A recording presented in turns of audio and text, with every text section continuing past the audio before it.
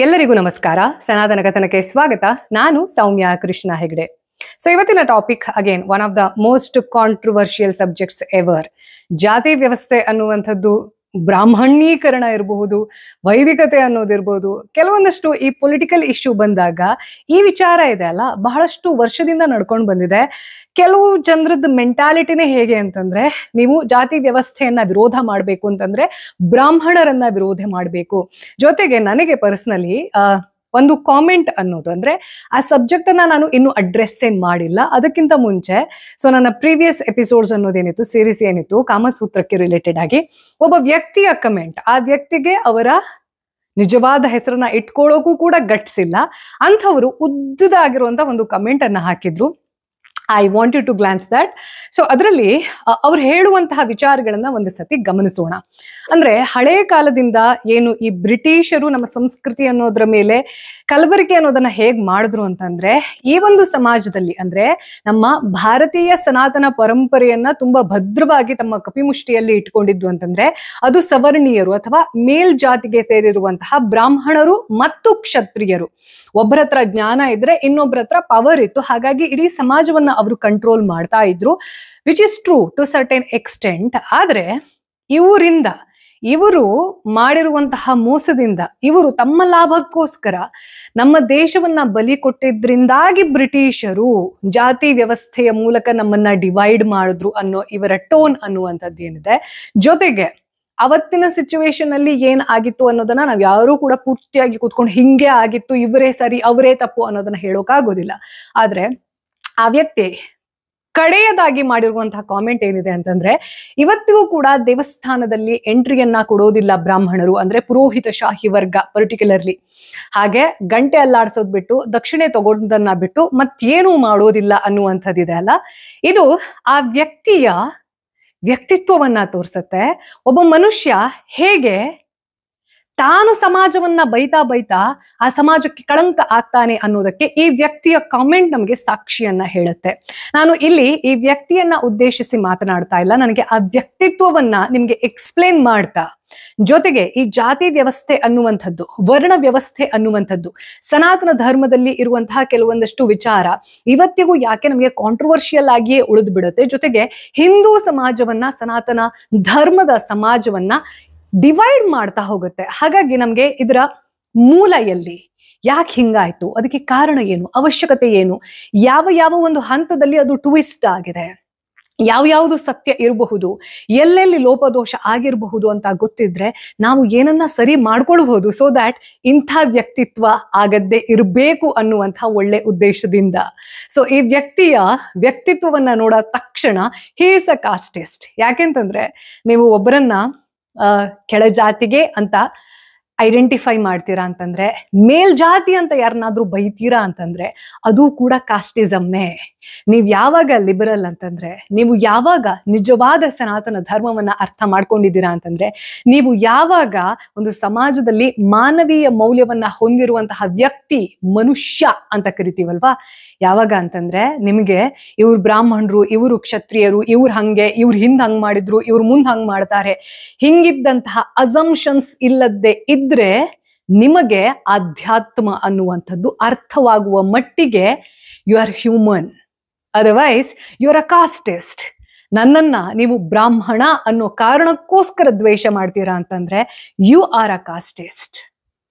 So ಈ personality ಅನ್ನೋದನ್ನ ಅರ್ಥ ಮಾಡ್ಕೊಳ್ತಾ ಈ ಒಂದು ವೆರಿ ಕಾಂಟ್ರವರ್ಷಿಯಲ್ ಸಬ್ಜೆಕ್ಟ್ ಅನ್ನ, ಜೊತೆಗೆ ಬಹಳಷ್ಟು ಜನ ನಿಮ್ಮಲ್ಲಿ ನನಗೆ ಹೇಳಿದ್ರಿ ಈ ಜಾತಿ ವ್ಯವಸ್ಥೆ ಅನ್ನೋದು ಸನಾತನ ಧರ್ಮದಲ್ಲಿ ಹೇಗೆ ಇಂಟ್ರೊಡ್ಯೂಸ್ ಆಯ್ತು, ವರ್ಣ ಅನ್ನುವಂಥದ್ದು ಜಾತಿಯಾಗಿ ಯಾಕಾಯ್ತು, ಏನ್ ಸಿನಾರಿಯೋ ಇತ್ತು ಅನ್ನೋದನ್ನ ಬಹಳಷ್ಟು ಜನ ಇದ್ರ ರಿಲೇಟೆಡ್ ಆಗಿ ಒಂದು ಡೀಟೇಲ್ ಆಗಿರುವಂತಹ ವಿಡಿಯೋ ಮಾಡಿ ಅಂತ ರಿಕ್ವೆಸ್ಟ್ ಮಾಡಿದ್ರಿ. So I thought this is the right time. Okay, ನಾನು ಆಗ್ಲೇ ಹೇಳಿದೆ, ನಾನು ವ್ಯಕ್ತಿಗಳನ್ನ ಯಾವತ್ತೂ ಕೂಡ ಇನ್ಸ್ಟಿಗೇಟ್ ಮಾಡೋದಿಲ್ಲ, ಅಥವಾ ಅವ್ರನ್ನ ಅರ್ಥ ಮಾಡ್ಕೊಂಡು ಇವ್ರು ಯಾಕೆ ಹಿಂಗ್ ಮಾಡಿದ್ರು ಹಂಗ್ ಮಾಡಿದ್ರು, ಇವ್ರು ಹಿಂಗ್ ಮಾಡೋದಕ್ಕೆ, ಇವ್ರು ಹಿಂಗ್ ಹೇಳೋದಕ್ಕೆ ಕಾರಣ ಏನಿರಬಹುದು. I am interested in personalities. I am interested in the psychology of that human being. So ಈ ವ್ಯಕ್ತಿಯ ವ್ಯಕ್ತಿತ್ವವನ್ನೇ ನೋಡಿ ಬ್ರಾಹ್ಮಣರನ್ನ ಹಳಿಯೋದು ಎಲ್ಲದಕ್ಕೂ ಅವರ ಕಾರಣ, ಅವರು ಡಿಸ್ಕ್ರಿಮಿನೇಷನ್ ಅನ್ನ ಶುರು ಮಾಡಿದ್ದು, ಅವರಿಂದ ದೇಶದಲ್ಲಿ ಬ್ರಿಟಿಷರ್ ಡಿವೈಡ್ ಅಂಡ್ ರೂಲ್ ನೀತಿಯನ್ನ ಮಾಡಿದ್ರು. ಇವತ್ತಿಗೂ ಕೂಡ ಈ ಸಮಾಜದಲ್ಲಿ ಇರುವಂತಹ ಡಿಸ್ಕ್ರಿಮಿನೇಷನ್ಗೆ ಪುರೋಹಿತಶಾಹಿ ವರ್ಗನೇ ಕಾರಣ ಅನ್ನುವಂತಹ judgemental bad attitude and personality ಇದೆ ಅಲ್ಲ. We have to address this. ಇದನ್ನ ನಾವು ಅಡ್ರೆಸ್ ಮಾಡಬೇಕು ಅಂತಂದ್ರೆ ಎಲ್ಲೆಲ್ಲಿ ಏನೇನನ್ನ ಅರ್ಥ ಮಾಡ್ಕೊಳ್ಬಹುದು, ಅನ್ಫೋಲ್ಡ್ ಮಾಡಬಹುದು ಅನ್ನೋದ್ರಿಂದ ಶುರುವಾಗಬೇಕು. ಯಾಕೆಂತಂದ್ರೆ ಈಗ ಹುಚ್ಚರನ್ನ ಸರಿ ಮಾಡ್ಬೇಕು ಅಂತಂದ್ರೆ ಏನು ಸರಿ ಆಗ್ಬೇಕು? ಮೊದಲು ಅವ್ರು ಹುಚ್ಚರಾಗಿದ್ದ ಹೆಂಗೆ? ಹುಚ್ಚು ಹಿಡಿದಿದ್ರಿಂದ. ಸೊ ಆ ಹುಚ್ಚನ್ನ ಕರೆಕ್ಟ್ ಮಾಡಿದ್ರೆ ಆ ಮನುಷ್ಯ ಡೆಫಿನೆಟ್ಲಿ ಸರಿ ಆಗ್ತಾನೆ. ಈ ವ್ಯಕ್ತಿಯು ಕೂಡ ಹುಚ್ಚಿರೋದ್ರಿಂದ ಹುಚ್ಚನ್ನ ಮೊದಲು ಬಿಡಿಸ್ಬೇಕು. ಆ ಹುಚ್ಚನ್ನ ಅಡ್ರೆಸ್ ಮಾಡಬೇಕು ಅಂತಂದ್ರೆ ಆ ವ್ಯಕ್ತಿಗೆ ಹುಚ್ಚು ಹಿಡಿಯೋ ಕಾರಣ ಏನು ಅನ್ನೋದನ್ನ ನಾವು ಅಡ್ರೆಸ್ ಮಾಡಬೇಕು. ಸೊ ಈ ಕಾಂಟ್ರವರ್ಷಿಯಲ್ ಸಬ್ಜೆಕ್ಟ್ ಸನಾತನ ಧರ್ಮ ಜೊತೆಗೆ ಈ ಪೊಲಿಟಿಷಿಯನ್ಸ್ ಬಾಯಲ್ಲಿ ಯಾವಾಗ್ಲೂ ಬರೋದಾಯ್ತಾ ಮನುಸ್ಮೃತಿ, ಈ ಏನೋ ವೈದಿಕತೆ, ಪುರೋಹಿತಶಾಹಿ ವರ್ಗ, ಬ್ರಾಹ್ಮಣರು, ಮತ್ತೊಂದು ಮರದೊಂದು, ಕೆಳಜಾತಿ, ದಲಿತರು. ಇವತ್ತಿಗೂ ಕೂಡ ಇಡೀ ನಮ್ಮ ದೇಶದ ಈ ವೋಟ್ ಬ್ಯಾಂಕ್ ರಾಜಕಾರಣ ಅನ್ನುವಂಥದ್ದು ನಿಂತಿರೋದೆ ಈ ಜಾತಿಯ ಮೇಲೆ. ಒಂದು ವೇಳೆ ನಾವೆಲ್ಲ ಹೇಳ್ತೀವಲ್ವಾ, ಈ ಜಾತಿ ಮತ್ತೊಂದು ಮರದೊಂದು ಎಲ್ಲ ಮೀರಿ ನಾವು ಬೆಳಿಬೇಕು, ಹಂಗಾಗ್ಬಿಡ್ತು ಅಂತಂದ್ರೆ ಇಡೀ ದೇಶದಲ್ಲಿ ಒಬ್ಬ ಪೊಲಿಟಿಷಿಯನ್ ಕೂಡ ನೆಮ್ಮದಿಯಿಂದ ಇರೋಕ್ ಸಾಧ್ಯ ಇಲ್ಲ. ಸೊ ಇವತ್ತಿನ ಈ ಒಂದು ಎಪಿಸೋಡ್ನಲ್ಲಿ ನಾವು ಯುಟೋಪಿಯನ್ ಮೈಂಡ್ ಸೆಟ್ ಅನ್ನ ಬಿಟ್ಟು, ಅಂದ್ರೆ ಹಿಂಗಿರ್ಬೇಕು, ಹಂಗಾಗ್ಬಾರ್ದಿತ್ತು, ನೋ, ಏನ್ ಆಗಿದೆ ಅದು ಸತ್ಯ. ಆ ಸತ್ಯದ ತಿರುವುಗಳನ್ನ ಅರ್ಥ ಮಾಡ್ಕೊಳ್ತಾ ಬರೋಣ. ಇವತ್ತು ಈ ಬ್ರಾಹ್ಮಣೀಕರಣ, ವೈದಿಕತೆ, ದಲಿತರು, ಮೀಸಲಾತಿ, ಕಾನ್ಸ್ಟಿಟ್ಯೂಷನ್, ಸಂವಿಧಾನ, ಡಾಕ್ಟರ್ ಬಾಬಾ ಸಾಹೇಬ್ ಅಂಬೇಡ್ಕರ್, ಇವ್ರ ಮೇಲ್ಜಾತಿ, ಇವ್ರ ಕೆಳಜಾತಿ, ಇವ್ರನ್ನ ತುಳಿದ್ರು, ರಿಸರ್ವೇಶನ್ ರಿಲೇಟೆಡ್ ಆಗಿರುವಂತಹ ಬಹಳಷ್ಟು ಕಾಂಟ್ರವರ್ಸಿ, ಇದೆಲ್ಲದಕ್ಕೂ. ಸೊ ಇದು ಕೇವಲ ಒಂದು ಸೋಷಿಯಲ್ ರಿಲಿಜಿಯಸ್ ಮ್ಯಾಟರ್ ಅಲ್ಲ, ಇದು ಇಡೀ ದೇಶದ ರಾಜಕೀಯ ವ್ಯವಸ್ಥೆಯನ್ನ ಡಿಸೈಡ್ ಮಾಡುವಂತಹ ಒಂದು very crucial subject, controversial subject. ಎಷ್ಟು ಡೆಪ್ತ್ ಅಲ್ಲಿ ಅರ್ಥ ಮಾಡ್ಕೊಳಕ್ ಆಗುತ್ತೋ ಅನ್ನೋದನ್ನ ಶುರು ಮಾಡ್ತಾ ಹೋಗ್ತೀನಿ. ಸೊ ಈ ಜಾತಿ ವ್ಯವಸ್ಥೆ ಅನ್ನುವಂಥದ್ದು ಮೊದಲು ಯಾವಾಗ ನಮ್ಮ ಸಮಾಜದಲ್ಲಿ ಅದನ್ನ ವೈದಿಕ ಸಮಾಜ ಅಂತ ಕರಿತೀವಿ, ವೇದಗಳಲ್ಲಿ ಏನನ್ನ ಹೇಳಲಾಗಿದೆ ಅನ್ನೋದನ್ನ ನಾಗರಿಕತೆಯನ್ನಾಗಿ ಮಾಡಿಕೊಂಡು ಜನ ಒಂದು ಬದುಕನ್ನ ಕಟ್ಟಿಕೊಳ್ಳುವಂತಹ ಇನಿಷಿಯಲ್ ಸ್ಟೇಜ್ ಅಲ್ಲಿ ಇದ್ರಲ್ಲ, ಆವಾಗ ಇದು ಜಾತಿಯಾಗಿ ಇರಲೇ ಇಲ್ಲ. ಇದಿದ್ದು ವರ್ಣ ವ್ಯವಸ್ಥೆ. ಆ ವರ್ಣ ವ್ಯವಸ್ಥೆ ಅನ್ನೋದನ್ನ ಯಾಕೆ ಮಾಡ್ಕೊಂಡ್ರು? ಇವಾಗ ನಾನೇ ಒಂದು ದೇಶ ಕಟ್ತೀನಿ ಅಂತಂದ್ರೆ ಅದಕ್ಕೆ ಒಂದಷ್ಟು ಆರ್ಗನೈಸೇಷನ್ಸ್ ಬೇಕು. ಆ ಆರ್ಗನೈಸೇಷನ್ ಅನ್ನ ಹ್ಯಾಂಡಲ್ ಮಾಡುವಂತಹ ಮಿನಿಸ್ಟ್ರಿ ಬೇಕು. ಆವಾಗ ಮಾತ್ರ ಆ ಕೆಲಸ ಎಲ್ಲ ಸ್ಮೂತ್ ಆಗಿ ರನ್ ಆಗುತ್ತಲ್ವಾ. ಸೊ ಒಂದು ಸಮಾಜ ಅನ್ನುವಂಥದ್ದು ಸ್ಮೂತ್ ಆಗಿ ರನ್ ಆಗ್ಬೇಕು ಅಂತಂದ್ರೆ ಒಂದಿಷ್ಟು ವ್ಯವಸ್ಥೆಗಳನ್ನ ಮಾಡ್ಕೊಂಡ್ರೆ ಅದನ್ನೇ ನಾವು ನಾಗರಿಕತೆ ಅಂತ ಕರೆಯೋದು. ಯಾವಾಗ ಈ ಪ್ರಪಂಚದ ಬೇರೆ ಬೇರೆ ಮೂಲೆಯಲ್ಲಿ ಇನ್ನೂ ಕೂಡ ಮನುಷ್ಯ ಆದಿಮಾನವನಾಗೇ ಇದ್ದ, ಗುಹೆಯಲ್ಲಿ ಬದುಕ್ತಾ ಇದ್ದ, ಮಾಂಸ ಗಡ್ಡೆ ಗೆಣಸನ್ನ ತಿನ್ಕೊಂಡು ಕಾಲ ಕಳೀತಾ ಇದ್ದ, ಆವಾಗ ನಮ್ಮ ಸನಾತನ ಧರ್ಮದಲ್ಲಿ ಸಾಹಿತ್ಯ, ಸಂಸ್ಕೃತಿ, ವಿಜ್ಞಾನ ಹಾಗೂ ಜ್ಞಾನದ ಕೇಂದ್ರ ಬಿಂದು ಆಗೋದಕ್ಕೆ ಕಾರಣ ಏನ್ ಇರಬಹುದು ಅನ್ನೋದನ್ನ ನೀವು ಯಾವತ್ತಾದ್ರೂ ಆಲೋಚನೆ ಮಾಡಿದ್ದೀರಾ? ವೈ ಸನಾತನ ಧರ್ಮ ಹ್ಯಾಡ್ ಸೋ ಮೆನಿ ಸೊಫೆಸ್ಟಿಕೇಶನ್? ಇದಕ್ಕೆ ಕಾರಣ ವರ್ಣ ವ್ಯವಸ್ಥೆ. ಅಂದ್ರೆ ಆ ಆರ್ಗನೈಸೇಷನ್ ಅನ್ನೋದೇನಿದೆ ಅದನ್ನೇ ವರ್ಣ ವ್ಯವಸ್ಥೆ ಅಂತ. ಈ ವರ್ಣ ವ್ಯವಸ್ಥೆಯಲ್ಲಿ ಕರ್ಮಾಧಾರಿತ 4 ಹೈರಾರ್ಕಿ ಅನ್ನುವಂಥದ್ದು ಇರುತ್ತೆ. ಸೊ ಇವಾಗ ಒಂದು ಕ್ವೆಶ್ಚನ್ ಬರುತ್ತೆ, ಇದು ನನ್ನ ಕ್ವೆಶ್ಚನ್ ಕೂಡ. 4 ಯಾಕಿರ್ಬೇಕಿತ್ತು? 5 ಇರ್ಲಿ, ಪಂಚೇಂದ್ರಿಯ ಅಂತ ಹೇಳ್ತೀವಿ, 5ಕ್ಕೆ ನಮ್ಗೆ ಬಹಳಷ್ಟು ಮಹತ್ವ ಇದೆ. 5 ಇರ್ಬೋದಿತ್ತು, 8 ಇರ್ಬೋದಿತ್ತು, 18 ಇರ್ಬೋದಿತ್ತು, 28 ಇರ್ಬೋದಿತ್ತು. ಅದ್ಯಾಕಪ್ಪ 4ಕ್ಕೆ ಕರ್ಮಾಧಾರಿತ ವರ್ಣ ವ್ಯವಸ್ಥೆ ಅನ್ನೋದನ್ನ ನಾವ್ ಯಾಕೆ ಅಡಾಪ್ಟ್ ಮಾಡ್ಕೊಂಡ್ವಿ ಅನ್ನೋದು ಕೂಡ ವೆರಿ ಇಂಟ್ರೆಸ್ಟಿಂಗ್ ಸಬ್ಜೆಕ್ಟ್. ಸೊ ಈ ವೇದಗಳಲ್ಲಿ ಹೇಳಿರುವಂತಹ ಪುರುಷ ಸೂಕ್ತ ಅನ್ನೋದೇನಿರುತ್ತೆ ಅದರಲ್ಲಿ ಒಂದು ಡಿಸ್ಕ್ರಿಪ್ಷನ್ ಅನ್ನೋದು ಬರುತ್ತೆ. ಇವತ್ತಿಗೂ ಕೂಡ ಆ ಡಿಸ್ಕ್ರಿಪ್ಷನ್ ಕಾಂಟ್ರವರ್ಷಿಯಲ್. ಆದ್ರೆ ಅದರ ಅರ್ಥ ಏನು ಅನ್ನೋದನ್ನ ಪ್ರಾಕ್ಟಿಕಲ್ ಲೈಫಲ್ಲಿ ನಾವು ಅಪ್ಲೈ ಮಾಡ್ಕೊಂಡು ನೋಡಿದ್ರೆ ಇದು ಯಾವುದು ಯಾಕೆ ಕಾಂಟ್ರವರ್ಸಿ ಆಯ್ತಪ್ಪ ಅಂತ ನಮಗ್ ಬೇಜಾರಾಗತ್ತೆ. ಸೊ ಈ ಪುರುಷ ಸೂಕ್ತದಲ್ಲಿ ಹೇಳುವಂಥದ್ದು ಏನಪ್ಪಾ ಅಂತಂದ್ರೆ, ಯಾರು ಬ್ರಹ್ಮನ ತಲೆಯಿಂದ ಹುಟ್ಟಿದ್ರು, ಇದೆಲ್ಲ ಅರ್ಥ ಮಾಡ್ಕೊಳ್ಬೇಕು. This is not literal meaning. ಇದನ್ನ ಸಾಹಿತ್ಯಿಕವಾಗಿ ಬರೆದಿರುವಂಥದ್ದು, ಕೋಡೆಡ್ ಇನ್ಫಾರ್ಮೇಶನ್. ಯಾರು ಬ್ರಹ್ಮನ ತಲೆಯಿಂದ ಹುಟ್ಟಿದ್ರು ಅಂತಂದ್ರೆ ಯಾರು ತಮ್ಮ ತಲೆಯ ಮೂಲಕ ಕರ್ಮವನ್ನ ಮಾಡ್ತಾರೆ ಅಂಥವರನ್ನ ಬ್ರಾಹ್ಮಣರು ಅಂತ ಕರೆದ್ರು. ಯಾರು ತಮ್ಮ ಭುಜಬಲದಿಂದ ಅಂದ್ರೆ ಯಾರು ಬ್ರಹ್ಮನ ಭುಜದಿಂದ ಜನಿಸಿದ್ರು ಅವರನ್ನ ಕ್ಷತ್ರಿಯರು ಅಂತ ಕರೆದ್ರು. ಹಾಗೆ ಯಾರು ಬ್ರಹ್ಮನ ತೊಡೆಯಿಂದ ಜನಿಸಿದ್ರು ಅಂಥವರನ್ನ ವೈಶ್ಯರು ಅಂತ ಕರೆದ್ರು. ಹಾಗೂ ಯಾರು ಈ ಬ್ರಹ್ಮನ ಪಾದಗಳಿಂದ ಉದಯ ಆದ್ರು ಅವರನ್ನ ಶೂದ್ರರು ಅಂತ ಕರೆದ್ರು. ಈಗ ಬಹಳಷ್ಟು ಜನರಿಗೆ ಕಾಂಟ್ರವರ್ಸಿಯಲ್ ಸ್ಟೇಟ್ಮೆಂಟ್ ಏನಪ್ಪಾ ಅಂತಂದ್ರೆ, ನೋಡು ಬ್ರಾಹ್ಮಣರು ಅಂತಂದ್ರೆ ಅಲ್ಲೂ ತಲೆ ವೆರಿ ಇಂಪಾರ್ಟೆಂಟ್. ಹೌದು, ತಲೆ ವೆರಿ ಇಂಪಾರ್ಟೆಂಟ್. ಬಟ್ ನೀವು ನಡ್ಕೊಂಡು ಹೋಗ್ಬೇಕು ಒಂದ್ ಜಾಗದಿಂದ ಇನ್ನೊಂದ್ ಜಾಗಕ್ಕೆ ಅಂತಂದ್ರೆ ತಲೆಯಲ್ಲಿ ನಡ್ಕೊಂಡು ಹೋಗಕ್ಕಾಗಲ್ಲ. ತಲೆ ಸರಿ ಇದ್ದವ್ರು ಕಾಲಲ್ಲೇ ನಡ್ಕೊಂಡು ಹೋಗ್ಬೇಕು. ಸೊ ಪ್ರತಿಯೊಂದು ಕಾರ್ಯಕ್ಕೂ ಅದರದ್ದೇ ಆಗಿರುವಂತಹ ಮಹತ್ವವಿದೆ. ಅಂಡ್ ಅದನ್ನ ಅರ್ಥ ಮಾಡ್ಕೊಂಡ್ವಿ ಅಂತಂದ್ರೆ ಇಟ್ಸ್ ಅ ಬಾಡಿ.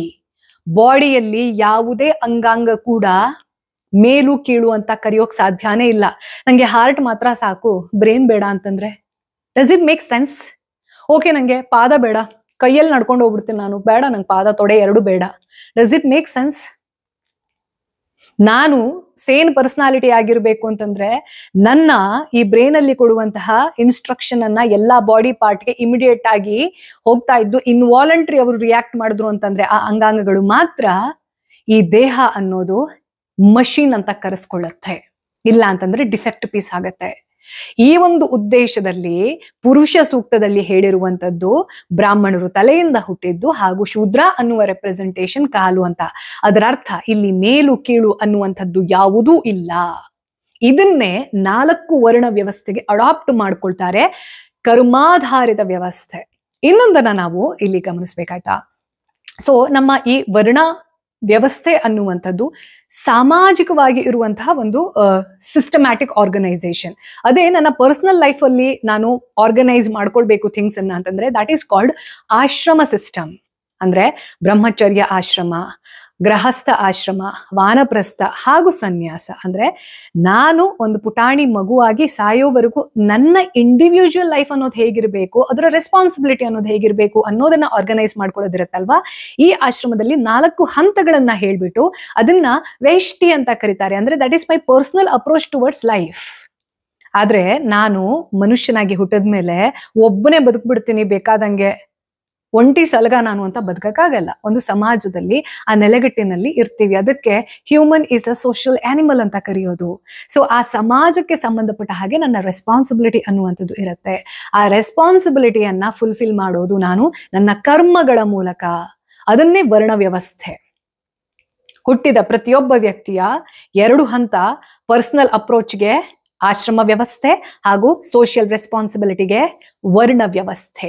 ಈ ವರ್ಣ ವ್ಯವಸ್ಥೆಯಲ್ಲಿ 4 ಕರ್ಮಗಳನ್ನ ಪುರುಷ ಸೂಕ್ತದಲ್ಲಿ ಹೇಳಿದಿರುವಂತಹ ಡಿಸ್ಕ್ರಿಪ್ಷನ್ ನ ಮೇಲೆ ಆಯ್ಕೆಯನ್ನ ಮಾಡ್ಕೊಳ್ತಾರೆ. ಯಾರು ತಮ್ಮ ಬ್ರೇನ್ ಅನ್ನ ಯೂಸ್ ಮಾಡಿ ಕೆಲಸವನ್ನ ಮಾಡ್ತಾರೆ ಅಂಥವರನ್ನ ಬ್ರಾಹ್ಮಣರು ಅಂತ ಕರೆದ್ರು. ಯಾರು ತಮ್ಮ ಭುಜಬಲವನ್ನ ಅಂದ್ರೆ ಪವರ್ ಅನ್ನ ಯೂಸ್ ಮಾಡಿಕೊಂಡು, ಫಿಸಿಕಲ್ ಪವರ್ ಅನ್ನ ಯೂಸ್ ಮಾಡಿಕೊಂಡು ಆ ಸಮಾಜವನ್ನ ಬೆಟರ್ ವೇ ಅಲ್ಲಿ ರನ್ ಮಾಡುವಂತಹ ತಾಕತ್ತನ್ನ ಹೊಂದಿರ್ತಾರೆ, ಅವರನ್ನ ಕ್ಷತ್ರಿಯ ಅಂತ ಕರೆದ್ರು. ಯಾರು ಅರ್ಥವ್ಯವಸ್ಥೆಯನ್ನ ತುಂಬಾ ಸ್ಟ್ರಾಂಗ್ ಆಗಿ ಇಡ್ತಾರೆ ಅಂಥವರನ್ನ ವೈಶ್ಯ ಅಂತ ಕರೆದ್ರು. ಹಾಗೆ ಯಾರು ಈ 3 ಸೆಕ್ಷನ್ ಅನ್ನ ಸ್ಮೂತ್ ಆಗಿ ರನ್ ಮಾಡಿ ತಮ್ಮ ಸೇವೆಯನ್ನ ಸಲ್ಲಿಸ್ತಾರೆ ಅಂಥವರನ್ನ ಶೂದ್ರ ಅಂತ ಕರೆದ್ರು. ಇಲ್ಲಿ ಯಾರೂ ಕೂಡ ಇವ್ರಿಗಿಂತ ಮೇಲು ಇವ್ರಿಗಿಂತ ಕೆಳಗೆ ಅಂತ ಇರಲೇ ಇಲ್ಲ. ಈ ಹೈರಾರ್ಕಿ ಅನ್ನುವಂಥದ್ದು ಕರ್ಮದ ಆಧಾರದ ಮೇಲೆ ಎಕ್ಸ್ಚೇಂಜ್ ಕೂಡ ಆಗಬಹುದು, ಹುಟ್ಟಿನ ಮೇಲೆ ಇದ್ದಿದ್ದಲ್ವೇ ಅಲ್ಲ. ಫಾರ್ ಎಕ್ಸಾಂಪಲ್, ನೀವಿವಾಗ ಸೈಂಟಿಸ್ಟ್ ಅಂತ ಅನ್ಕೊಳ್ಳಿ. ನಿಮಗೆ ಆ ಸಬ್ಜೆಕ್ಟ್ ಇಷ್ಟ ಇದೆ, ನಿಮ್ ಬ್ರೈನ್ ಸ್ಟ್ರಾಂಗ್ ಇದೆ, ನಿಮ್ಮ ಮ್ಯಾಥ್ಸ್ ಸ್ಟ್ರಾಂಗ್ ಇದೆ, ನಿಮ್ಗೆ ಫಿಸಿಕ್ಸ್ ನ ಫಾರ್ಮುಲಾಸ್ ಅರ್ಥ ಆಗುತ್ತೆ, ಇಂಟ್ರೆಸ್ಟ್ ಇದೆ. ಸೊ ನೀವು R&D ಡಿಪಾರ್ಟ್ಮೆಂಟ್ಗೆ ಹೋಗ್ತೀರಾ ಅಥವಾ ರಿಸರ್ಚ್ ಫೀಲ್ಡ್ಗೆ ಹೋಗ್ತೀರಾ ಅಂತ ತಿಳ್ಕೊಳ್ಳಿ. ನಿಮ್ಮ ಮಕ್ಕಳು ಅದರಲ್ಲೇ ಇಂಟ್ರೆಸ್ಟೆಡ್ ಇರಬಹುದು ಅನ್ನುವಂಥ ಚಾನ್ಸಸ್ ವೆರಿ ಲೆಸ್. ಚಿಕ್ಕ ವಯಸ್ಸಿಂದ ನಿಮ್ಮನ್ನ ನೋಡಿ ಇನ್ಸ್ಪಿರೇಷನ್ ಅನ್ನ ತಗೊಂಡು ನಾನು ಅಪ್ಪನ ಹಾಗೆ ಅಥವಾ ಅಮ್ಮನ ಹಾಗೆ ನಾನು ಒಂದು ದೊಡ್ಡ ಸೈಂಟಿಸ್ಟ್ ಆಗ್ಬೇಕು ಅನ್ನೋ ಇನ್ಸ್ಪಿರೇಷನ್ ಅನ್ನ ತಗೊಂಡು ಆ ಫೀಲ್ಡ್ಗೆ ಬರೋದು ಬೇರೆ. ಅವ್ರಿಗೆ ಇಷ್ಟ ಇರಬಹುದು, ಆಕ್ಟಿಂಗ್ ಇಷ್ಟ ಇರಬಹುದು, ಹೀರೋ ಆಗ್ಬೇಕು, ಹೀರೋಯಿನ್ ಆಗ್ಬೇಕು ಅಂತ ಇರಬಹುದು. So everybody were free to choose their karma. ಯಾರು ತಲೆಯಿಂದ ಬ್ರೇನ್ ಅನ್ನ ಉಪಯೋಗಿಸುವಂತಹ ಜ್ಞಾನವನ್ನೇ ಸಮಾಜಕ್ಕೆ ಪಸರಿಸುವಂತಹ ಕೆಲಸವನ್ನ ಮಾಡ್ತಾ ಇದ್ರು, ದ್ಯಾಟ್ ಪರ್ಸನ್ ಈಸ್ ಕಾಲ್ಡ್ ಬ್ರಾಹ್ಮಣ. ಇದು ವರ್ಣ ವ್ಯವಸ್ಥೆಯ ಡಿಸ್ಕ್ರಿಪ್ಷನ್. ಈ ವರ್ಣ ವ್ಯವಸ್ಥೆ ಅನ್ನುವಂಥದ್ದು ಇದ್ದಿದ್ರಿಂದಾನೇ ಭಾರತದಲ್ಲಿ ಅಥವಾ ನಮ್ಮ ಸನಾತನ ಧರ್ಮದ ಸಂಸ್ಕೃತಿ ಅನ್ನುವಂಥದ್ದು ಏನನ್ನ ಕರಿತೀವಿ ಇವಾಲ್ವ್ ಆಗಿತ್ತು. ಮನುಷ್ಯ ಮನುಷ್ಯನಾಗಿದ್ದೆ ಈ ವರ್ಣ ವ್ಯವಸ್ಥೆಯ ಆಧಾರದ ಮೇಲೆ. ಅಂದ್ರೆ ಸಮಾಜಕ್ಕೆ ನಾನು ಹುಟ್ಟಿದ ಮೇಲೆ ರೆಸ್ಪಾನ್ಸಿಬಿಲಿಟಿ ಇದೆ ಅನ್ನುವಂತಹ ಡೆಡಿಕೇಶನ್ ಹಾಗೂ ಆ ರೆಸ್ಪಾನ್ಸಿಬಿಲಿಟಿಯ ಓನರ್ಶಿಪ್ ಅನ್ನ ತೆಗೆದುಕೊಳ್ಳುವಂಥದ್ದಿರತ್ತಲ್ವಾ, ಅದರಿಂದಾನೆ ಈಗ ನನ್ನ 3 ಹೊತ್ತಿನ ಹೊಟ್ಟೆ ಬಟ್ಟೆ ಊಟ ತಿಂಡಿ ಖರ್ಚೆಲ್ಲ ಮುಗ್ದಾದ್ಮೇಲೆ ನಾನು ಆಲೋಚನೆ ಮಾಡ್ತೀನಿ, ಅಲ್ಲೊಂದು ಸ್ಟಾರ್ ಕಾಣಿಸ್ತಾ ಇದೆ ಅಲ್ಲ, ಏನಿರಬಹುದು, ಯಾಕೋ ಹೊಳಿತಾ ಇದೆ ಅದು, ಅದನ್ನ ಯಾಕೆ ಹೊಳಿತಾ ಇದೆ ಅದು, ಇಲ್ಲಿಂದ ನಾನು ಎಲ್ಲಿ ನಿಂತಿದ್ದೀನೋ ಯಾವ ಡಿಸ್ಟೆನ್ಸ್ ಅಲ್ಲಿ ಇರಬಹುದು. ಇದೆಲ್ಲ ನಿಮಗೆ ಔಟ್ ಆಫ್ ದ ಬಾಕ್ಸ್ ಅರ್ಥ ಆಗಬೇಕು, ಅದ್ರ ಬಗ್ಗೆ ಗಮನ ಕೊಡೋಕೆ ನಿಮ್ಗೆ ಸಮಯ ಇರಬೇಕು ಅಂತಂದ್ರೆ ನಿಮ್ಮ ಬೇಸಿಕ್ ನೀಡ್ಸ್ ಆರ್ ಫುಲ್ಫಿಲ್ಡ್.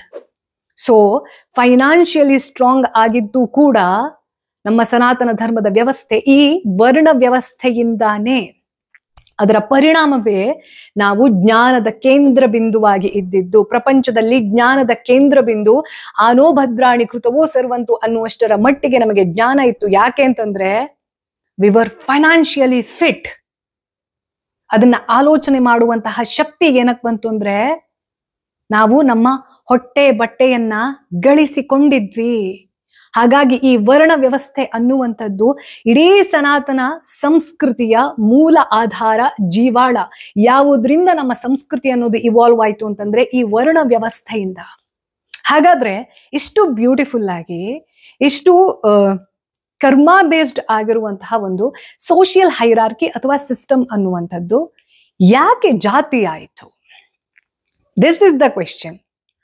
ಯಾಕೆಂತಂದ್ರೆ ಈ ಕ್ವೆಶ್ಚನ್ ಇಂದನೇ ಮುಂದೆಲ್ಲಾ ಕಾಂಟ್ರವರ್ಸಿ ಅನ್ನೋದು, ಈ ಬ್ರಾಹ್ಮಣರು ಮತ್ತೊಂದು ಮರದೊಂದು ಮೇಲು ಜಾತಿ, ನಾವು ಹುಟ್ಟಿನಿಂದ ನಾವು ಶ್ರೇಷ್ಠ ಅಂತ ಹೇಳೋದು, ಇದೆಲ್ಲದು ಶುರುವಾಗೋದು. ಜೊತೆಗೆ ಇವತ್ತಿಗೂ ಕರ್ಣನ ರಿಲೇಟೆಡ್ ಆಗಿ ಸಾಫ್ಟ್ ಕಾರ್ನರ್ ಅನ್ನೋದೇನಿದೆ ಅಲ್ವಾ, ಅವನಿಗಷ್ಟು ತಾಕತ್ತಿದ್ರು ಕೂಡ ಅವನನ್ನ ಸೂತಪುತ್ರ ಅಂತ ಕರೆದ್ರು.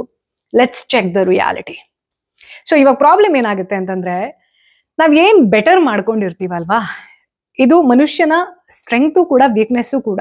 ಒಂದು ಸಮಾಜವನ್ನ ಕಟ್ಟುವಂತಹ ತಾಕತ್ತು ಕೂಡ ಅವನ ಹತ್ರ ಇದೆ. ಹಾಗೆ ಅದನ್ನ ಅವನೇ ಶೋಷಣೆ ಮಾಡ್ತಾನೆ ಅನ್ನೋದಕ್ಕೆ ಈ ವರ್ಣ ವ್ಯವಸ್ಥೆ ಅನ್ನುವಂಥದ್ದು ಜಾತಿ ವ್ಯವಸ್ಥೆಯಾಗಿ ಕನ್ವರ್ಟ್ ಆಗುವಂತಹ ಅನ್ಫಾರ್ಚುನೇಟ್ ಸಿಚುವೇಶನ್ ನಮ್ಗೆ ಸಾಕ್ಷಿಯನ್ನ ಹೇಳ್ತಾ ಹೋಗುತ್ತೆ. ನಾನು ಆವಾಗೊಂದು ಎಕ್ಸಾಂಪಲ್ ಕೊಟ್ಟೆ ನಿಮ್ಗೆ. ಸೈಂಟಿಸ್ಟ್ ಮಕ್ಕಳು ಸೈಂಟಿಸ್ಟ್ ಆದ್ರೆ that is inspiration, but not necessary. ಯಾವಾಗ ಅಪ್ಪ ಹಾಕಿದ ಆಲದ ಮರಕ್ಕೆ ನಾನು ನೇಣು ಹಾಕೊಳ್ಳೋದು ಅನ್ನೋ ಆಟಿಟ್ಯೂಡ್ ಶುರುವಾಗತ್ತಲ್ವಾ, ಅಂದ್ರೆ ಈಸಿ ಕಂಫರ್ಟ್ ಏನಿದೆ ಅನ್ನೋತಾ ಹುಡ್ಕೊಂಡು, ಓಕೆ ನನ್ನ ಅಪ್ಪ ಪೂಜೆ ಮಾಡ್ತಾ ಇದ್ದ, ಪುರೋಹಿತ ಆಗಿದ್ದ, ನನ್ಗೆ ಚಿಕ್ಕ ವಯಸ್ಸಿಂದನೂ ಅದನ್ನ ನೋಡಿ ನೋಡಿ ಅಭ್ಯಾಸ ಇದೆ, ನಾನು ಅದನ್ನೇ ಮಾಡ್ಬಿಡ್ತೀನಿ. ಇದು ಕಂಫರ್ಟ್ ಬೇರೆ, ಇಂಟ್ರೆಸ್ಟ್ ಬೇರೆ. ಯಾವಾಗ ನಾನು ಇಂಟ್ರೆಸ್ಟ್ ಅನ್ನೋದು ನನಗೆ ಕತ್ತಿ ವರಸೆಯಲ್ಲಿ ಅಥವಾ ಒಂದು ಬೌಂಡ್ರಿಯನ್ನ ಸೇಫ್ ಗಾರ್ಡ್ ಮಾಡೋದ್ರಲ್ಲಿ ಇಂಟ್ರೆಸ್ಟ್ ಇತ್ತು ಅಂತಂದ್ರೆ ನಾನು ಕಷ್ಟಪಟ್ಟು ಆ ಯುದ್ಧ ಕಲೆಯನ್ನ ಕಲಿಬೇಕು. ನನಗೆ ಆ ಡೆಡಿಕೇಶನ್ ಇದ್ರೆ ಮಾತ್ರ ನಾನು ಕ್ಷತ್ರಿಯನಾಗೋಕೆ ಸಾಧ್ಯ. ಅದನ್ನ ಬಿಟ್ಟು ನಂಗೆ ಹೆಂಗು ಇದು ಈಸಿಯಾಗಿ ಬರುತ್ತೆ, ಇದನ್ ಮಾಡ್ತೀನಿ ನಾನು ಅಂತ ಯಾವಾಗ ಕಂಫರ್ಟ್ ಝೋನ್ಗೆ ಮನುಷ್ಯ ಜಾಸ್ತಿ ಇಂಪಾರ್ಟೆನ್ಸ್ ಅನ್ನ ಕೊಡೋಕ್ ಶುರು ಮಾಡ್ದ, ಅಲ್ಲಿ ವರ್ಣ ಇದ್ದಿದ್ದು ಜಾತಿ ವ್ಯವಸ್ಥೆಯನ್ನಾಗಿ ಮಾಡಿಕೊಂಡ. ನಮ್ಮ ವೇದದಲ್ಲಿ ಎಲ್ಲೂ ಕೂಡ, ವೈದಿಕ ಪರಂಪರೆಯಲ್ಲಿ ಎಲ್ಲೂ ಕೂಡ ಬ್ರಾಹ್ಮಣರು ಮಕ್ಕಳೆಲ್ಲ ಬ್ರಾಹ್ಮಣರು ಅಂತ ಎಲ್ಲೂ ಹೇಳಿಲ್ಲ. ಇದು ನಾವು ಮಾಡ್ಕೊಂಡಿರೋದು ನಮ್ಮ ಕಂಫರ್ಟ್ ಝೋನ್ ಅಲ್ಲಿ. ನನಗೇನ್ ಈಸಿ, ಆ ನನಗೇನ್ ಈಸಿ ಅನ್ನೋದನ್ನ ಹುಡ್ಕೊಂಡಿದ್ರ ಪರಿಣಾಮವಾಗಿ ಇವತ್ತು ಮೇಲು ಕೀಳು ಅನ್ನುವಂಥದ್ದು ಕ್ರಿಯೇಟ್ ಆಗ್ತಾ ಇದ್ದಿದ್ದು. ಹಾಗೆ ಆ ಡಿಸ್ಕ್ರಿಮಿನೇಷನ್ ಅನ್ನುವಂಥದ್ದು ಕೂಡ ಶುರುವಾಗಿತ್ತು. ಯಾವಾಗ ಯೋಗ್ಯತೆ ಅನ್ನೋದು ಮೇಲಿರುತ್ತೆ, ಯಾವಾಗ ಇಂಟ್ರೆಸ್ಟ್ ಅನ್ನೋದು, ಡೆಡಿಕೇಶನ್ ಅನ್ನೋದು ಮೇಲಿರುತ್ತೆ, ಬಹುಶಃ ಇವತ್ತು ನಾವು ಈ ಡಿಸ್ಕಷನ್ ಅನ್ನೇ ಮಾಡ್ತಾ ಇರಲಿಲ್ಲ. ಜಾತಿ ಅನ್ನುವಂಥದ್ರ ಬಗ್ಗೆ ಐಡಿಯಾನೇ ನಮ್ಗೆ ಇರ್ತಿರ್ಲಿಲ್ವೇನು. ಬಟ್ ಅನ್ಫಾರ್ಚುನೇಟ್ಲಿ ಯಾವಾಗ ಈ ಒಂದು ಟ್ರಾನ್ಸಿಷನ್ ಆಯ್ತು ಸಮಾಜದಲ್ಲಿ, ಕಂಫರ್ಟ್ ಅನ್ನೋದು ನನಗೇನ್ ಈಸಿ ಆಗಿ ಸಿಗತ್ತೆ, ಜೊತೆಗೆ ಇನ್ನೊಂದನ್ನ ಅರ್ಥ ಮಾಡ್ಕೊಳ್ಬೇಕು. ಅದನ್ನ ನಾನು ಇನ್ನೊಂದು ಸಪ್ರೇಟ್ ಎಪಿಸೋಡ್ ನಲ್ಲಿ ಎಕ್ಸ್ಪ್ಲೇನ್ ಮಾಡ್ತೀನಿ. ಯಾವಾಗ ನಮ್ಮ ವರ್ಣ ವ್ಯವಸ್ಥೆಯಲ್ಲಿ ಇದ್ದಂತಹ ಜನರು ಏನ್ ಮಾಡ್ತಾರೆ ಅಂತಂದ್ರೆ, ಏನ್ ಈಸಿ ಆಗತ್ತೆ, ಓಕೆ ನಾನು ವೈಶ್ಯನಾಗಿ ಅರ್ಥವ್ಯವಸ್ಥೆಯಲ್ಲಿ ತುಂಬಾ ಸ್ಟ್ರಾಂಗ್ ಆಗಿ ಇದ್ದೀನಿ ಅಂತಂದ್ರೆ, ಈಗ ನನ್ನ ಮಗಳಿಗೆ ಮದ್ವೆ ಮಾಡ್ಬೇಕು ಅಂತಂದ್ರೆ ನಾನು ಯಾರೋ ರಿಚ್ ಫ್ಯಾಮಿಲಿಯನ್ನೇ ತರ್ತೀನಿ. ಅಂದ್ರೆ ನನ್ನ ಕಾನ್ಸಂಟ್ರೇಷನ್ ನನ್ನ ಮಗಳನ್ನ ಕೈ ಹಿಡಿಯುವಂತಹ ಗಂಡ ಯೋಗ್ಯನಾಗಿರ್ಬೇಕು ಅನ್ನೋದಕ್ಕಿಂತ ರಿಚ್ ಆಗಿರ್ಬೇಕು ಅಂತ ಇದ್ದಾಗ ಆ ಕಮ್ಯುನಿಟಿ ಮಧ್ಯದಲ್ಲೇ ಮದ್ವೆ ಅನ್ನೋದು ನಡೆಯಕ್ ಶುರುವಾಯ್ತು. ಅಂದ್ರೆ marriage within the community. Priority ಏನು? ರಿಚ್ ಆಗಿರ್ಬೇಕು, ಅವನು ಯೋಗ್ಯತೆ ಇದೆಯಾ ಇಲ್ವಾ, ದಟ್ ಇಸ್ ಸೆಕೆಂಡ್ರಿ. ಸೊ ಈ ರೀತಿ ಯಾವಾಗ ಆ ಕಮ್ಯುನಿಟಿ ಒಳಗಡೆನೆ ಸೇಮ್ ಕರ್ಮವನ್ನ ಮಾಡ್ತಾ ಇದ್ದಂತಹ ಜನರು ಅವ್ರವರೇ ಒಪ್ಪಂದ ಮಾಡ್ಕೊಂಡು ಅದದೇ ಕಮ್ಯುನಿಟಿಯಲ್ಲಿ ಮದುವೆ ಮಾಡಕ್ ಶುರು ಮಾಡಿದ್ರು, ಆವಾಗ ಈ ಜಾತಿ ವ್ಯವಸ್ಥೆ ಅನ್ನೋದು ತುಂಬಾ ಸ್ಟ್ರಾಂಗ್ ಆಗಿ ಇಂಬು ಕೂಡ ಸಿಗ್ತಾ ಬಂತು. ಬಿಕಾಸ್ ಈ ಕಮ್ಯುನಿಟಿಯಲ್ಲಿ 2 ಫಿನಾನ್ಷಿಯಲಿ ಫಿಟ್ ಇರುವಂತಹ ಜನರೇ ಮದುವೆ ಆದಾಗ ನೆಕ್ಸ್ಟ್ ಅವರು ಬೆಳೆಸೋದು ಮಕ್ಕಳನ್ನ ಹೆಂಗ್ ಬೆಳೆಸ್ತಾರೆ ಅಂತಂದ್ರೆ, ನೀನು ಫೈನಾನ್ಷಿಯಲಿ ಫಿಟ್ ಆಗಿರುವಂತಹ ವ್ಯಕ್ತಿಯನ್ನೇ ಚೂಸ್ ಮಾಡಬೇಕು. You understand what I am saying? ಈ ಕಾರಣದಿಂದ ಕರ್ಮಾಧಾರಿತವಾಗಿರುವಂತಹ ವರ್ಣ ವ್ಯವಸ್ಥೆ ಜಾತಿ ವ್ಯವಸ್ಥೆಯಾಗಿ ಕನ್ವರ್ಟ್ ಆಯ್ತು.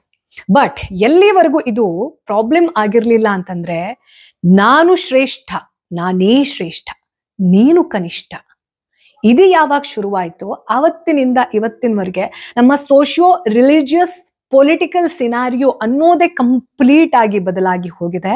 ಈ ಜಾತಿ ವ್ಯವಸ್ಥೆಯ ಡಿಸ್ಕ್ರಿಮಿನೇಷನ್ ಅನ್ನುವಂಥದ್ದು ಏನಿದೆ, ಬ್ರಾಹ್ಮಣರು ಅಂತ ಬೈಯುವಂಥದ್ದು ಏನಿದೆ, ಜೊತೆಗೆ ಕೆಲವು ಕಾಲಘಟ್ಟದಲ್ಲಿ ಮೇಲ್ಜಾತಿಗೆ ಸೇರಿದವರು ನಾವು ಅಂತ ಸೆಲ್ಫ್ ಕ್ಲೇಮ್ ಮಾಡಿಕೊಂಡಂತಹ ಕೆಲವೊಂದಷ್ಟು ಬ್ರಾಹ್ಮಣರು ಮಾಡಿರುವಂತಹ ಆ ಅಟ್ರೋಸಿಟಿ ಅಂತ ಹೇಳ್ತೀರಾ, ಅಥವಾ ಒಂದು ಹಂತದಲ್ಲಿ ಪವರ್ ಅನ್ನೋದು ಸಿಕ್ಕಿದಾಗ, ಜ್ಞಾನ ಅನ್ನೋದು ನನ್ನ ಮುಷ್ಟಿಯಲ್ಲಿ ಇದ್ದಾಗ ನಾನು ಹೇಗಿರಬೇಕು ಅನ್ನುವಂತಹ ಆ ಬ್ರಹ್ಮಜ್ಞಾನ ಇಲ್ಲದ್ದೇ ಇರುವಂತಹ ಜನ್ಮದಿಂದ ಸ್ವತಃ ಕ್ಲೇಮ್ ಮಾಡ್ಕೊಂಡಿರುವಂತಹ ಬ್ರಾಹ್ಮಣರು ಮಾಡಿರುವಂತಹ ಹಿಂಸೆ ಇರಬಹುದು, ಮೇಲು ಜಾತಿ ಅಥವಾ ಕೆಳಜಾತಿ ಅನ್ನುವಂತಹ ಡಿಸ್ಕ್ರಿಮಿನೇಷನ್ ಇರಬಹುದು, ಅಥವಾ ಕೆಲವೊಂದಷ್ಟು ಅಮಾನವೀಯ ಸಿಚುವೇಶನ್ಸ್ ಅನ್ನೋದಿರಬಹುದು, ಅದೆಲ್ಲವೂ ಕೂಡ ನಮ್ಮ ಇವತ್ತಿನ ಪೊಲಿಟಿಕಲ್ ಸಿನಾರಿಯೋವನ್ನ, ಜೊತೆಗೆ ಈ ಲಿಬರಲ್ ಮೈಂಡ್ ಸೆಟ್ ಅನ್ನುವಂಥದ್ದು ಏನಿದೆ ಅಲ್ವಾ, so called secular mind set ಅನ್ನೋದೇನಿದೆ ಅಲ್ವಾ, ಅದೆಲ್ಲದನ್ನ ಡಿಸೈಡ್ ಮಾಡುತ್ತೆ. ಸೊ ಈ ಒಂದು ಎಪಿಸೋಡ್ ನಲ್ಲಿ ವರ್ಣ ವ್ಯವಸ್ಥೆ ಅನ್ನುವಂಥದ್ದು, ಅದರ ಅವಶ್ಯಕತೆ ಅನ್ನುವಂಥದ್ದು, ಹಾಗೂ ಅದು ಜಾತಿ ವ್ಯವಸ್ಥೆಯಾಗಿ ಹೇಗೆ ಕನ್ವರ್ಟ್ ಆಯಿತು ಅನ್ನೋದನ್ನ ಅರ್ಥ ಮಾಡ್ಕೊಂಡ್ವಿ. ಮುಂದಿನ ವಾರದ ಎಪಿಸೋಡ್ ನಲ್ಲಿ ಜಾತಿ ವ್ಯವಸ್ಥೆ ಅನ್ನುವಂಥದ್ದು ಹೇಗೆ ಡಿಸ್ಕ್ರಿಮಿನೇಷನ್ಗೆ, ಮೇಲೆ ಕೆಳಗೆ ಮತ್ತೊಂದು ಮರದೊಂದು, ನೀವು ನನ್ನ ಕಾಲ್ ಕೆಳಗೆ ಸಮ ಅನ್ನೋ ರೀತಿಯ ಆ ಭೇದ ಭಾವ ಅನ್ನೋದು, ಅಮಾನವೀಯ ಕೃತ್ಯಕ್ಕೆ ಸಾಕ್ಷಿ ಆಗೋದು, ಈ ಮಲ ಹೊರೋ ಪದ್ಧತಿಯಿಂದ ಹಿಡಿದು ಮನುಷ್ಯರಾಗಿ ಹುಟ್ಟಿದ್ರೂ ಕೂಡ ಅವ್ರನ್ನ ಮನುಷ್ಯರ ರೀತಿಯಲ್ಲಿ ಟ್ರೀಟ್ ಮಾಡದೇ ಇರುವಂತಹ ಸಿನಾರಿಯೋ ಯಾಕೆ ಕ್ರಿಯೇಟ್ ಆಯ್ತು ಅನ್ನೋದ್ರ ಜೊತೆಗೆ ಅವತ್ತಿನ ಸಿಚುವೇಶನ್ ಅನ್ನ ಇಟ್ಕೊಂಡು ಇವತ್ತಿಗೆ ನನ್ನನ್ನೂ ಸೇರಿದ ಹಾಗೆ ಬಹಳಷ್ಟು ಜನರನ್ನ just because they are born as Brahmins ಅನ್ನೋ ಕಾರಣಕ್ಕೋಸ್ಕರ ಅವ್ರನ್ನ ಬಾಯಿ ಬಂದಂಗ್ ಬೈಯೋದು, ಹಿಂದಾಗಿದ್ದಕ್ಕೆಲ್ಲ ಇವರೇ ಕಾರಣ ಅನ್ನೋ ರೀತಿಯಲ್ಲಿ ಟ್ಯಾಗ್ ಮಾಡೋದು, ಅಥವಾ ಅದನ್ನ ಮೆನ್ಷನ್ ಮಾಡ್ತಾರಲ್ಲ, ಓ ನೀವು ಬ್ರಾಹ್ಮಣರು ಮೇಲ್ಜಾತಿಗೆ ಸೇರಿರೋ ನಿಮಗೇನ್ ಗೊತ್ತು ಕಷ್ಟ, ನಿಮಗೇನ್ ಗೊತ್ತು, ನೀವು ಕೆಳಜಾತಿಯಲ್ಲಿ ಹುಟ್ಟಿದಿದ್ರೆ ನಿಮ್ಗೆ ಇದೆಲ್ಲ ಇದೇ ಮಾತಾಡ್ತಾ ಇದ್ದಿದ್ರಾ, ನೀವು ಸೊಫಿಸ್ಟಿಕೇಟೆಡ್ ಆಗಿ ಇದ್ಬಿಟ್ಟು ನೋವು ಅನ್ನೋದನ್ನ ನೀವು ಯಾವತ್ತೂ ಅನುಭವಿಸಿದ್ದೆ, ನೀವು ದಲಿತರಾಗಿದ್ರೆ ಗೊತ್ತಾಗ್ತಾ ಇತ್ತು ನಿಮ್ಗೆ ಅವರ ನೋವು ಅನ್ನುವಂಥದ್ದನ್ನೆಲ್ಲ ಮಾತಾಡ್ತಾರಲ್ಲ.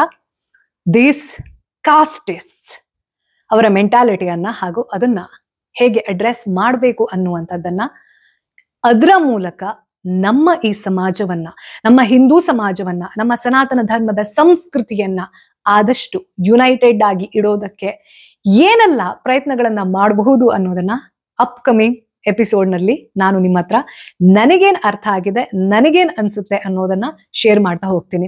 ಸೊ ಈ ಒಬ್ಬ ವ್ಯಕ್ತಿಯ ಕಾಮೆಂಟ್ ಅನ್ನ ನಾನು ನಿಮ್ಗೆ ತೋರಿಸ್ದೆ ಅಲ್ಲ, ಇದು ನನಗೆ ಪರ್ಸನಲಿ ಆಯ್ತಾ, ಬಹಳಷ್ಟು ಜನ ಅಕ್ರಾಸ್ ದ ಸೋಷಿಯಲ್ ಮೀಡಿಯಾ ಎಲ್ಲಾ ಪ್ಲಾಟ್ಫಾರ್ಮ್ ಅಲ್ಲಿ ತುಂಬಾ ಒಳ್ಳೆ ಕಮೆಂಟ್ ಅನ್ನ ಮಾಡ್ತಾರೆ, ಒಳ್ಳೆ ಮಾತನ್ನ ಹೇಳ್ತಾರೆ, ಪಾಸಿಟಿವಿಟಿಯನ್ನ ಸ್ಪ್ರೆಡ್ ಮಾಡ್ತಾರೆ. ಸೊ ನನ್ನ ಕಾನ್ಸಂಟ್ರೇಷನ್ ಇರೋದು ಅದು.